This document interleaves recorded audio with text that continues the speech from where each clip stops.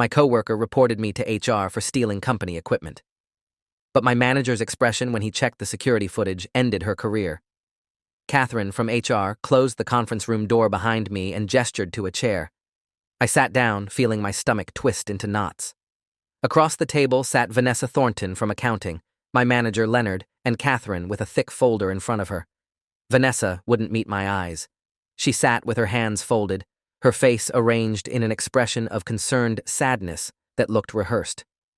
Catherine opened the folder and pulled out a printed email. David, we received a formal complaint this morning alleging theft of company property, specifically laptop computers, tablets, and other electronics worth approximately $15,000 over the past 3 months. My mouth went dry. I'd been working at Meridian Tech for 6 years. I'd never stolen anything in my life. That's not true, I managed to say. I haven't taken anything. Vanessa finally looked at me, her eyes wet with what appeared to be tears. I didn't want to believe it either, David. We've worked together for 2 years, but the evidence is overwhelming. Catherine slid a printed spreadsheet across the table. This is an inventory report showing equipment signed out to you that was never returned. 3 laptops, 2 tablets, a camera, and various accessories. According to our records, you checked these items out for client presentations and site visits, but they're not in the equipment room and they're not at your desk. I stared at the spreadsheet. My name was next to each entry, along with dates and times. The dates were right. I had checked out equipment on those days, but I'd returned everything. I always returned everything. I brought all of that back, I said, hearing the desperation in my voice. I signed it back in. Check the return logs. Vanessa shook her head slowly. There are no return logs for these items, David. I've been cross-referencing the equipment room records for the quarterly audit. That's how I discovered the discrepancy. Leonard had been quiet this whole time, watching me carefully. He was 53, had been my manager for 4 years, and I'd always thought we had a good working relationship. David, Leonard said finally, this is serious. If equipment is missing, we need to know where it is. If there's been some kind of mistake, now is the time to tell us. I felt panic rising in my chest. There's no mistake on my end. I returned everything. Someone else must have taken it after I brought it back. Vanessa pulled out another document. I have photos of your car taken last week. You can clearly see a laptop case and a tablet in your back seat. She slid 3 printed photos across the table. They showed my car in the parking lot, and yes, there was a laptop case visible in the back seat. That's my personal laptop, I said. I bring it to work sometimes. You can check the serial number. It's registered to me, not the company. Catherine made a note. We'll need to verify that. But David, the inventory records are concerning. The checkout logs have your signature. The items are missing, and you don't have proof of return. My hands were shaking. This felt surreal. I'd been called into HR thinking maybe someone had complained about an email I'd sent or a deadline I'd missed. Not theft. Not a career-ending accusation that could result in criminal charges. Can we check the security footage? I asked. The equipment room has cameras. We can see me returning the items. Vanessa shifted in her seat. The equipment room cameras only keep footage for 72 hours before it's overwritten. These incidents go back 3 months. Leonard leaned forward. But the hallway cameras keep footage for 90 days. David, if you returned the equipment, you would have walked down the 3rd floor hallway to the equipment room. We can verify that. Something flickered across Vanessa's face. Just for a second, her composed expression cracked. Then it was back, that look of pained concern. Of course, she said. I think reviewing the footage is an excellent idea. We want to be thorough. Catherine nodded and picked up the office phone. I'll call security and have them pull the footage for the dates in question. This might take a while. She dialed and spoke quietly to someone on the other end. My mind was racing. I had returned that equipment. I was meticulous about it because I knew how expensive it was and how much trouble could come from losing company property. We sat in uncomfortable silence while Catherine coordinated with security. Vanessa checked her phone. Leonard reviewed the inventory report again, his expression unreadable.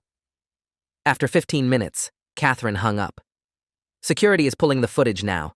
They'll bring it up on the conference room display so we can review it together. Another 10 minutes passed. I watched the clock on the wall, each second feeling like an hour.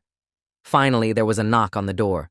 Tim from security came in with a laptop and connected it to the conference room TV. "I've got the hallway footage queued up for the dates you requested," he said. "September 14th, October 3rd, and October 22nd. Those were the 3 most recent checkout dates on your list." Leonard stood up to get a better view of the screen. "Let's start with September 14th. David checked out a laptop that day for a client presentation. According to the log, checkout was at 9:17 a.m. Tim clicked through the footage. The timestamp showed 9:17 a.m., and there I was, walking down the hallway carrying a laptop case. I went into the equipment room and came out empty-handed 3 minutes later. "That's me returning it," I said. "Right there." Vanessa leaned forward, squinting at the screen. "We can't see inside the equipment room from the hallway camera. You went in carrying the case and came out without it, but that doesn't prove you actually logged it back into inventory." Catherine made another note. "Fair point. Tim, can you fast forward through the rest of that day? Let's see if anyone else accessed the equipment room." Tim scrubbed through the footage. At 11:43 a.m., another person appeared in the hallway. My stomach lurched. It was Vanessa. She was carrying a large tote bag. She went into the equipment room and came out 12 minutes later, the tote bag looking heavier, sagging with weight. "That's just me doing inventory checks," Vanessa said quickly. "I go in there several times a week for the audit." Leonard's expression had changed.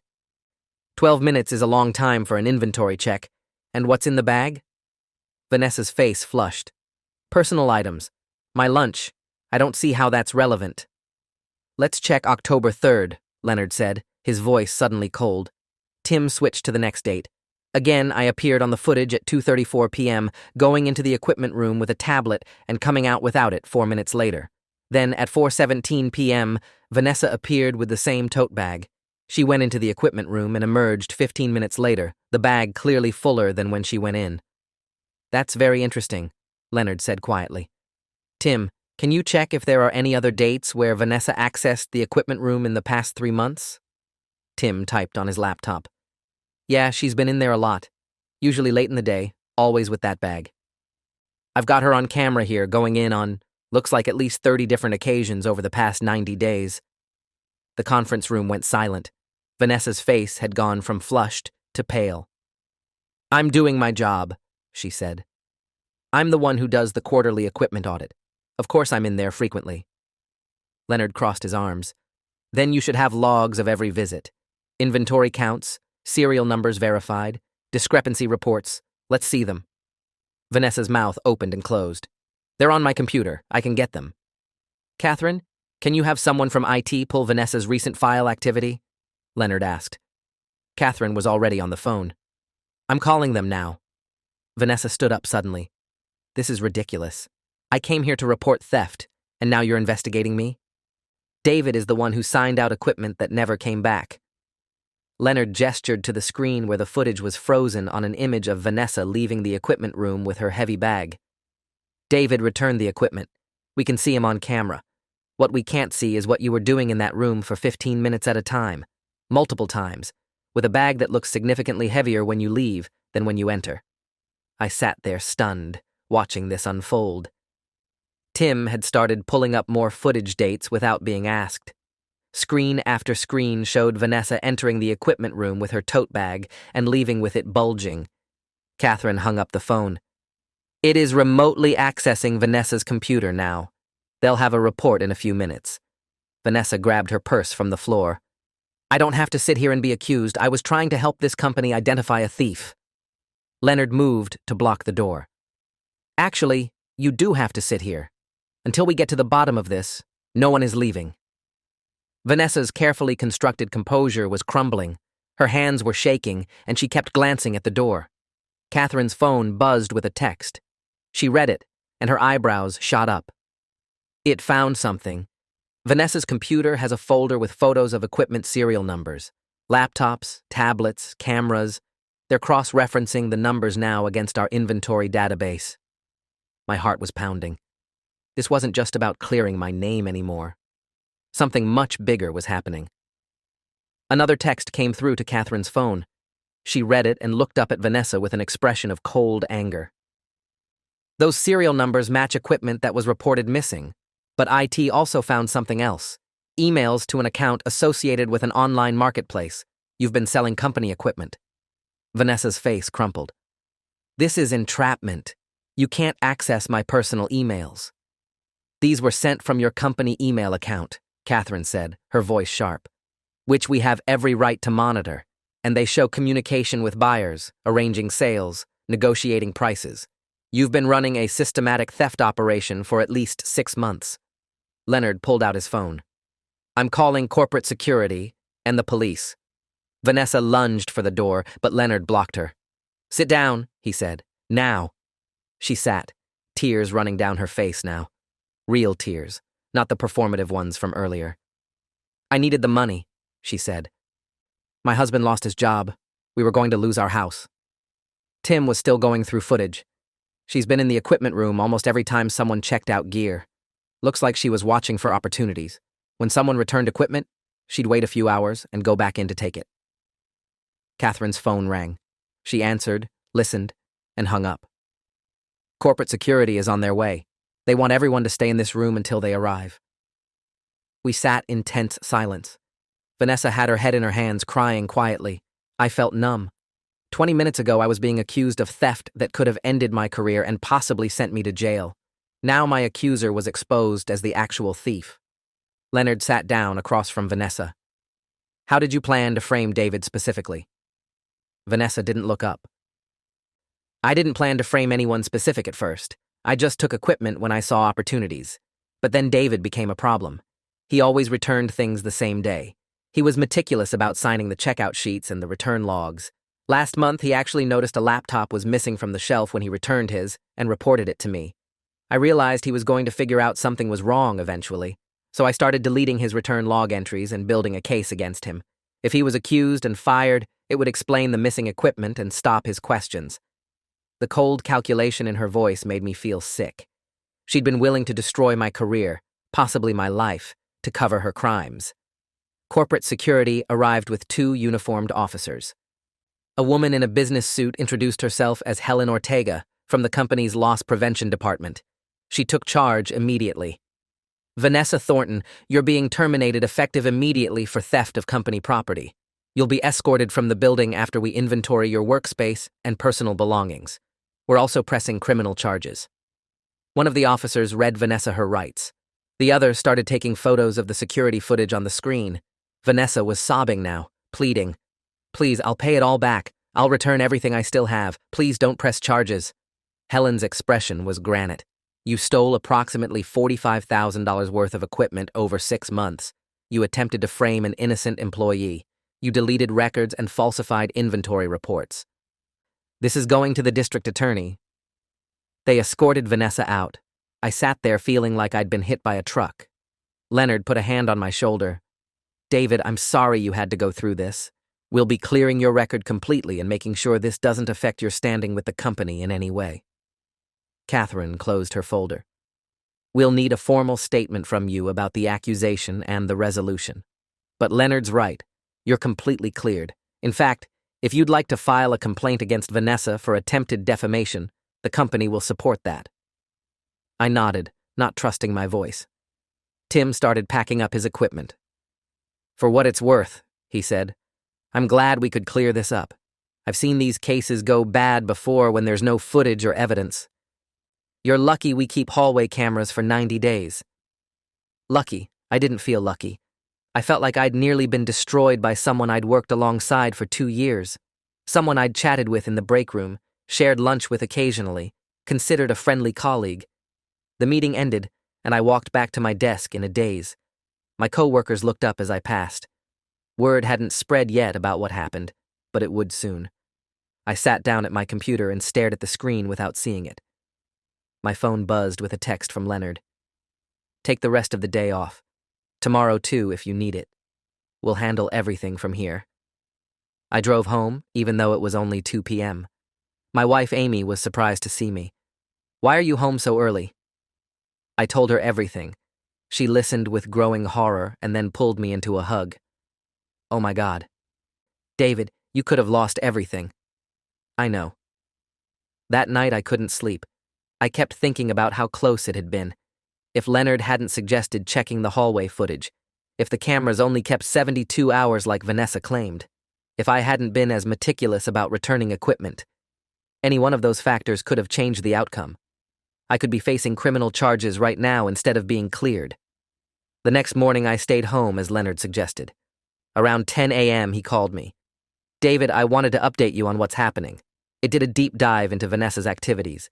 She's been doing this since March. She identified employees who frequently checked out equipment, waited for them to return it, deleted their return entries, and then took the equipment herself later.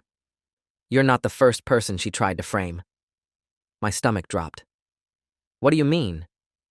3 other employees were written up for lost equipment over the past 6 months. 1 was fired. We're reviewing all those cases now. It looks like Vanessa targeted people she thought wouldn't fight back or wouldn't be believed. The employee who was fired was already on probation for attendance issues. Vanessa saw an opportunity and took it. I felt sick. So she destroyed someone else's career already? Yes, but we're reaching out to that person today. We'll be offering full reinstatement with back pay and a formal apology. We're also conducting an internal investigation into why Vanessa's scheme wasn't detected sooner. There were red flags that should have been caught. After we hung up, I sat thinking about the employee who'd been fired.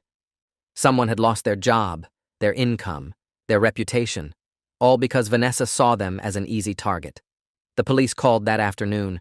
They needed me to come in and make a formal statement. I drove to the station and spent 2 hours going through everything. The detective told me they'd recovered some of the stolen equipment from Vanessa's house. She sold most of it, the detective said, but she kept a few items she hadn't listed yet. We're working with online marketplace records to track down the buyers and recover what we can. She's looking at multiple felony charges, grand theft, fraud, falsifying business records. She's probably going to prison. I went back to work the following Monday. The office was buzzing with gossip about what happened. People kept stopping by my desk to say they were glad I'd been cleared or to express shock about Vanessa. Around noon, Leonard called me into his office. "I wanted to talk to you about something. The employee who was fired because of Vanessa's scheme is named Jerome Briggs. He worked in the Denver office. He was fired 4 months ago for supposedly losing $8,000 worth of equipment. He filed for unemployment, but it was denied because he was fired for cause. He's been struggling to find new work because he has to explain why he was terminated. We called him yesterday and explained what really happened. He's coming to Denver this week to meet with corporate about reinstatement." I felt a wave of relief. "That's good. At least we can fix what she did to him." Leonard nodded. "There's more. Jerome is considering filing a wrongful termination lawsuit. He has every right to. Corporate is probably going to offer him a substantial settlement and his job back. But David, I want you to know something. If you hadn't pushed back, if you hadn't asked to see the security footage, we might never have caught Vanessa. Jerome might have stayed fired. Other people might have been framed. You saved a lot of people from what happened to him." The weight of that settled on me. I hadn't been trying to be a hero. I'd just been trying to clear my name. But Leonard was right. If I'd been less meticulous about returning equipment, if I'd been unable to prove I'd returned it, Vanessa would have continued her scheme. More people would have been hurt. That week, the company sent out an official communication about what had happened. They didn't name me specifically, but they explained that an employee had been falsely accused of theft. The accuser had been identified as the actual thief, and the company was reviewing its internal controls. The employee forum on the company intranet exploded with comments. People were angry about the breach of trust, worried about whether they could be falsely accused, demanding better security measures. HR scheduled a series of meetings to address concerns. At one of these meetings, Catherine explained the new protocols being implemented. "We're installing better cameras in the equipment room that save footage for a year, not 72 hours. We're implementing a dual signature system for equipment checkout and return so one person can't manipulate the records. And we're requiring quarterly random audits by an external firm, not internal staff." Someone in the back of the room raised their hand. "What's happening to the person who was falsely accused?" Catherine looked directly at me, and I realized people were connecting dots. "That employee has been completely cleared, and we've ensured their personnel record reflects no wrongdoing. We've also offered counseling services and additional support as needed." Jerome Briggs came to the Denver office the following week. I asked Leonard if I could meet him. We sat in a conference room, this quiet guy in his 40s who looked worn down by what he'd been through. I wanted to apologize, I said. If I'd known what was happening sooner, maybe I could have stopped it before it affected you. Jerome shook his head. You didn't do anything wrong. None of us did. Vanessa made choices. She chose to steal. She chose to frame people. Those were her decisions. He paused. But I want to thank you. The detective told me you pushed to see the security footage even when they tried to say there was no point. If you hadn't done that, I'd still be fired. I'd still be trying to explain to potential employers why I was terminated. You gave me my life back. We talked for an hour. He told me about the 4 months since he'd been fired. The financial strain. The damage to his reputation in the industry. The way his kids looked at him, wondering if their dad was a thief. The worst part, he said, was the doubt. Part of me started wondering if I had lost that equipment somehow. If maybe I was wrong about returning it. She was so convincing. She had receipts and records.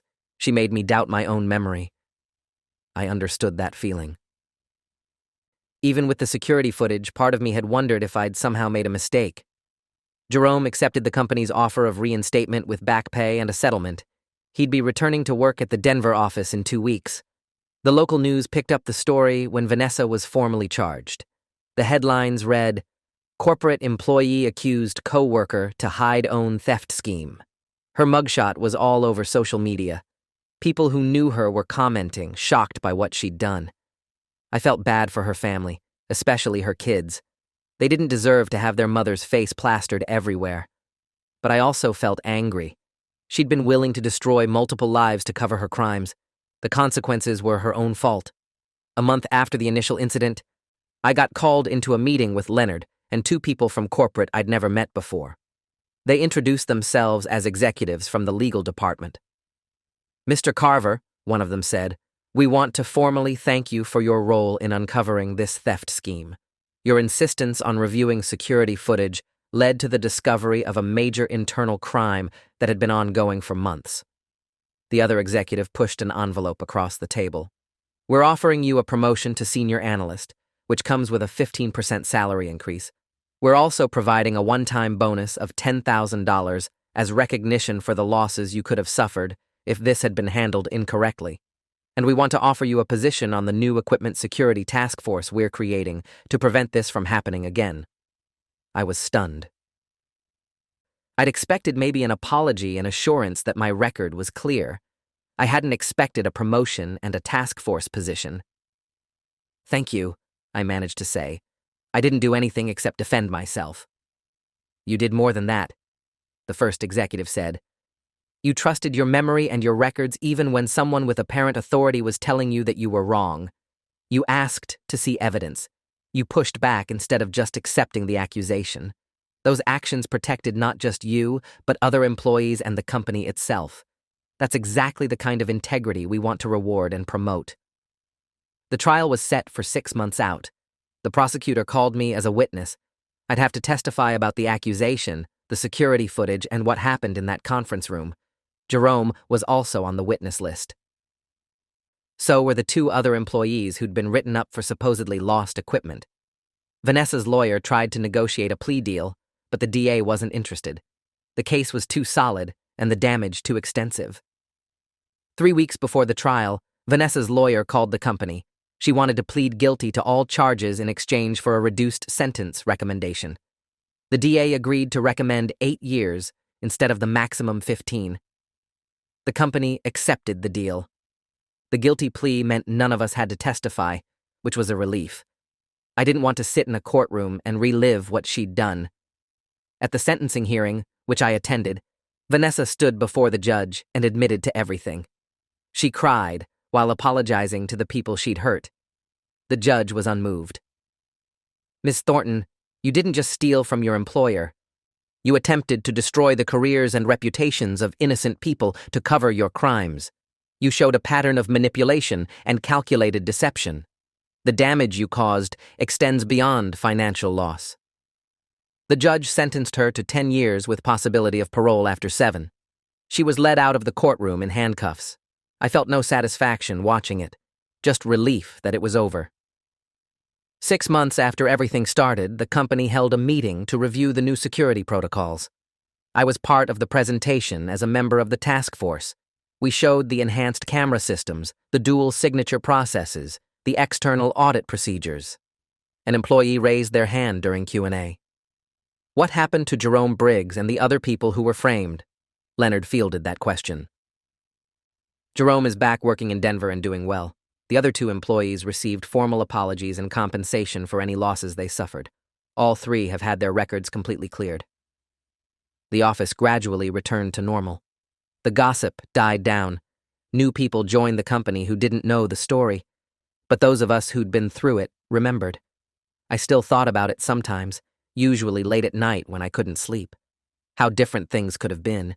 How easily a malicious person with access to records could destroy someone's life. A year after the incident, I ran into Jerome at a company conference. He looked better, healthier. We had lunch together and caught up. "How are you doing?" I asked. "Really, how are you doing?" He thought about it. "Better. It took a while. I was angry for months.